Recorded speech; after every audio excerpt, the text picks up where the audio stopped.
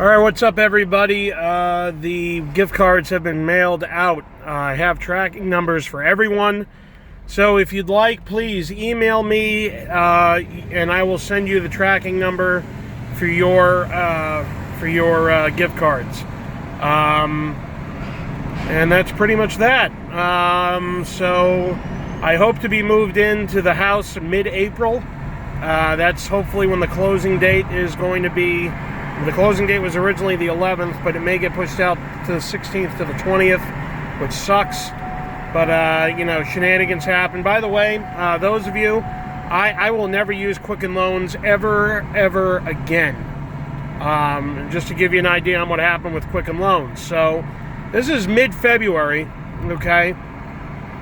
I know that I'm moving down to Tennessee. I know I'm selling my house. I already had a buyer for my house. And I call up Quicken Loans, and they pre-approved me over the phone. Even with all the debt I had and all the shenanigans I have going on, they still approved me for X amount of dollars. And then when I found a house that was more than that, I knew that I had to pay some of my debt off, and they told me, yeah, you pay XYZ off, you're guaranteed to get this loan for the new amount. I said, great. So then my buddy gets pre-approved that same day to buy my house. We're thinking everything's fine. We have mid-March, early March is the closing date on my house back home. And then we had the 20th or the 22nd or whatever of March to close on the house down here. Well, there's a whole bunch of shit goes on every step of the way. And for those of you who know me, very analytical person, and I must have asked certain questions 6 different times, 8 different ways to make sure that I got the answer that was definitive. And me and my buddy kept getting definitive answers. And every time that we got a definitive answer in the positive definitive, we thought, okay, great. Well, all of a sudden, when it's time to start closing and everything else, now all of a sudden my buddy can't get approved because he's got to pay this debt off and then that debt off. And so then he goes and does all that. And then everything's all set again the next day. Oh, by the way, you got to pay another $25,000 off. And I'm saying to myself, and I'm saying to them, where was this a month ago? Why couldn't you have just looked at all the stuff that he sent in, underwriters and everything else, and said, hey, look, for you to be able to get approved, X, Y, Z, Q, P, M, and A have to happen. That way we know. To be able to say, okay, yeah, it's definitively, yes, you're all set, everything's good, everything looks good, the last step is just send in a pay stub, and as long as it's over this amount of money, you're all set, blah, blah, blah. So sure enough, that wasn't the case, and then it turns out that there was no way he was ever going to be able to get approved.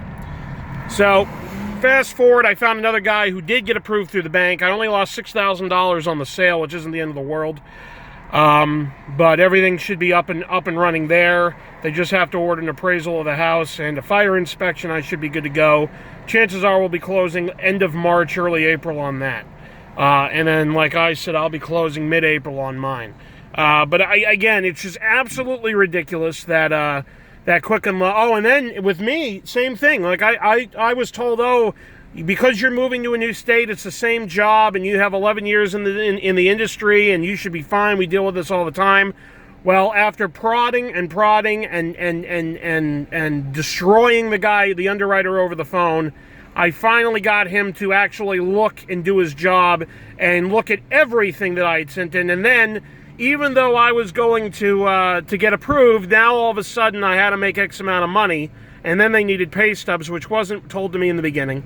And then, even if that was okay, then they have to subtract money because of the write-offs I had in 2015. But I would never have known that. Had I hung up the phone with him that day and all I know is I needed to make X amount of money, well, as soon as I sent in that pay stub, then a week later there would have been oh, well, because of this write-off, you have to now make this. It's like, look, just fucking tell me what I got to do right this fucking second. So sure enough, I made him tell me what I had to do right that fucking second. And he still couldn't guarantee me if I was going to get approved, even if all that stuff came back. Meanwhile, a month and a half has gone by, and I can't fucking, you know what I'm saying? So that's how the fuck that went. So then I went immediately. I got some great contacts here in Tennessee. They hooked me up with Sevierville Bank here in Tennessee. If you guys are in the area, Sevierville Bank approved me. I had to put 20% down.